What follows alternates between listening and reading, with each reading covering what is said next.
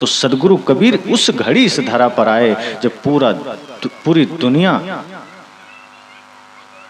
अंधकार में थी।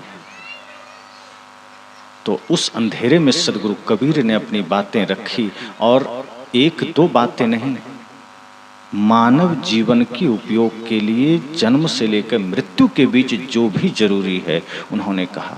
जहाँ पाखंड था पाखंड को कहा, जहाँ छुआछूत था उसको कहा, जहाँ जीव हिंसा की बात आई वहाँ उन्होंने कहा।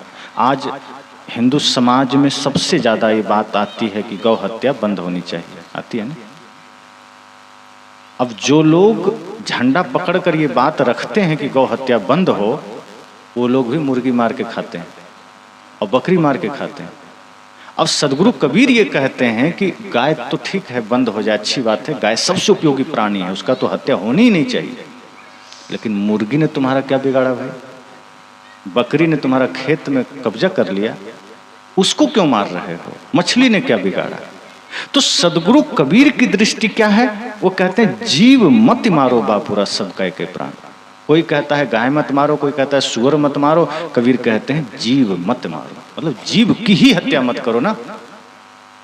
अपने स्वार्थ के लिए अगर तुम जीव की हत्या कर रहे हो तो तुमसे ज्यादा पापी कौन हो सकता है? पहले इंसानों का बंटवारा कैसे था कि जो मांस खाता था, हत्या करता था, नशा करता था, उसको राक्षस कहते थे, और जो इनसे दूर रहता था उसको देवता कहते थे, इंसान कहते थे। अगर आज हम वही प्रवृत्ति लेकर आ गए हैं तो हम आज के समय के राक्षस।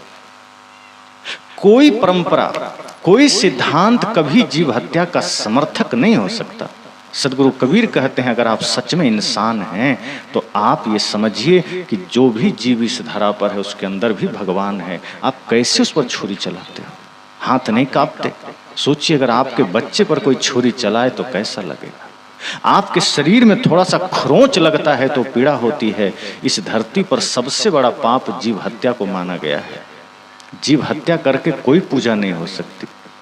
और आदमी तो खाता है, इस देश में आदमी मांस खाता है। साहब कहते हैं वो आज के जमाने का दैत्य है जो मांस खाता है। इंसान अगर बनना है तो बिना जीव हत्या बंद किए करुणा कहाँ से आएगी? करुणा का मतलब ही है जो समस्त जीवों के प्रति हो। तो सदगुरु कबीर को जब कहना हुआ तो उन्होंने छुआछूत, जाति पाति, आडंबर, पाखंड तो कहा ही, जीव हत्या को भी उन्होंने कहा कि मत मारो बापुरा सबका एक प्राण। और हत्या कबहू न छूटी है, आज नहीं, कल नहीं, कबहू नहीं छूटी है। चाहे कोटिन सुनहु पुराण, चाहे करोड़ों पुराण सुन लो, चाहे करोड़ों कथा करा लो, हत्या का फल कभी नहीं छूटेगा। सदगुरु कबीर ही नहीं, वेद तो कहता है मां हिंसा सर्वभूतानि, और महावीर कहते हैं जियो और जीने दो, और बुद्ध का तो पूरा सिद्धांत ही करुणा पर है। सारे शास्त्र हमें यही शिक्षा देते हैं कि जो आपके भीतर परमात्मा है वही समस्त सृष्टि के जीवों के भीतर है।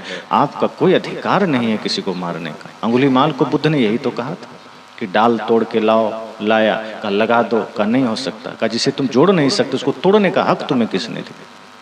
जिसे तुम जीवन नहीं दे सकते उसे मृत्यु तुम कैसे दे सकते हो? अपने निजी स्वार्थ के लिए। इससे बड़ा पाप कुछ नहीं। तो इंसान वाकई अगर इंसान बनकर जीना चाहता है, साहब ने उसका रास्ता बताया। इसको और विस्तृत रूप से हम कल कि इंसान का मूल रास्ता क्या है, इंसान कैसे अपने इस व्यस्ततम भागम भाग जीवन में कैसे बेहतर ढंग से जी सकता है, कैसे जो हम कहते थे सतयुग का जीवन वो आज हम कैसे जी सकते हैं, और सतयुग कलयुग क्या है, त्रेता क्या है, द्वापर क्या है, उन सब विचारों को हम कल रखेंगे।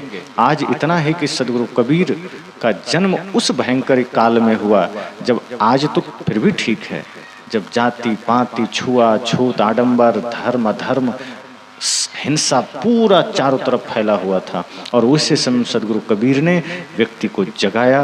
परवाह नहीं किया कि लोग मुझे मारेंगे, गाली देंगे। उन्होंने कहा मुझे जगाना है चाहे जो हो जाए, समाज को हम सोने नहीं देंगे।